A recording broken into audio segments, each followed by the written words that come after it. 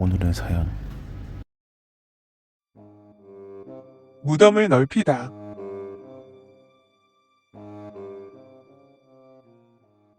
고향은 산촌 시골인데 근처에 허세로 유명한 집안이 있었다. 특히 그 집 할머니가 허세에 찌들어 허구한 날 자식 자랑에 집안 자랑만 늘어놓아 동네 사람들이 다 싫어할 정도였다. 어느 날 그 할머니가 우리 할머니에게 상담을 하러 왔다. 우리 집안은 명분이니까 묘도 좀 훌륭한 걸로 세우고 싶어. 규모도 넓히고 묘석도 번듯하게 세우고 말이야. 되게 알고 있겠지만 무덤을 넓히면 그만큼 가족이 죽는다는 이야기가 있다. 우리 할머니도 그게 걸려서 무덤을 굳이 넓힐 필요는 없을 거라고 충고해줬다고 한다. 하지만 그 허세쟁이 할머니는 거기서 멈추지 않고 절 주지스님한테까지 찾아갔다고 한다. 주지스님 역시 반대했다.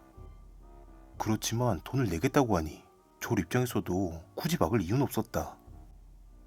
무덤을 넓히는 만큼 땅을 사주신다면 괜찮겠지요.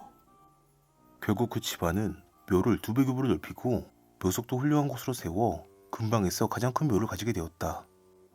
물론 단조로운 색상이었지만 묘석은 풍류가 있다고 하기보다는 너무나 화려한 곳이라 조금 꺼림칙했다.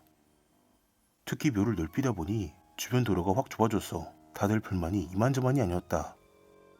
허세쟁이 할머니는 물론 새로 지은 묘를 여기저기 자랑하러 돌아다녔다.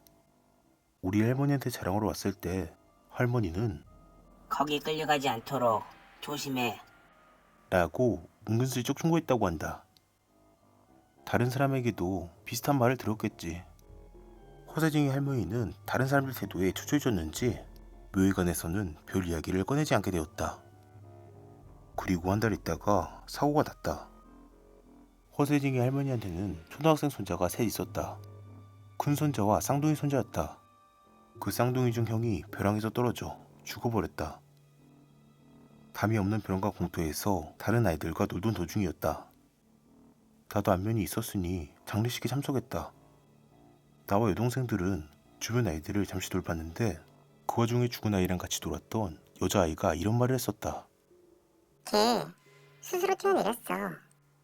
벼랑 아래에 있는 돌이 이쁘니까 할머니한테 가져다 줄 거라면서 뛰었다고.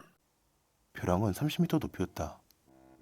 아래에 있는 돌은 맨눈으로는 보이지도 않을 터인데 할머니에게 가져다 주겠다고 뛰어내렸다니? 아이가 한 말이라 고지고대로 믿을 수는 없겠지만 그 주변에서는 무덤을 늘린 탓에 아이가 끌려 들어간 거 아니야? 라는 이야기가 나돌기 시작했다. 그리고 또 한 달 뒤 그 집 할아버지가 사고로 죽었다. 잔뜩 취해서 술을 사러 가다가 무단횡단을 했고 차에 치인 것이다.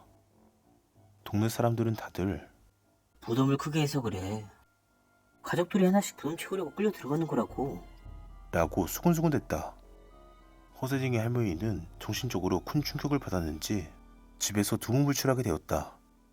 할아버지가 죽고 나서 3개월 후 이번에는 허세쟁이 할머니가 대장암 말기 판정을 받고 입원하게 되었다.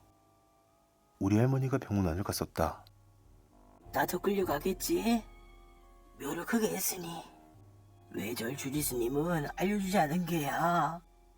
허세쟁이 할머니는 그렇게 중얼거리더란다. 허세쟁이 할머니는 결국 2주 정도 지나 세상을 떠났다. 그 주변에서는 그 집 완전 조주받은 거 아니야? 라는 이야기까지 나돌았었다. 하지만 5년 정도 지났지만 그 후 아무도 죽지 않았다. 우리 할머니와 절 주지스님은 넓어진 무덤이 이제 다 메워진 거겠지. 라고 말했다. 단순한 우연일지도 모른다. 하지만 옛말이 실제로 눈앞에서 일어나는 걸 보고 나니 뭐라 할 말이 없을 정도로 두려웠다.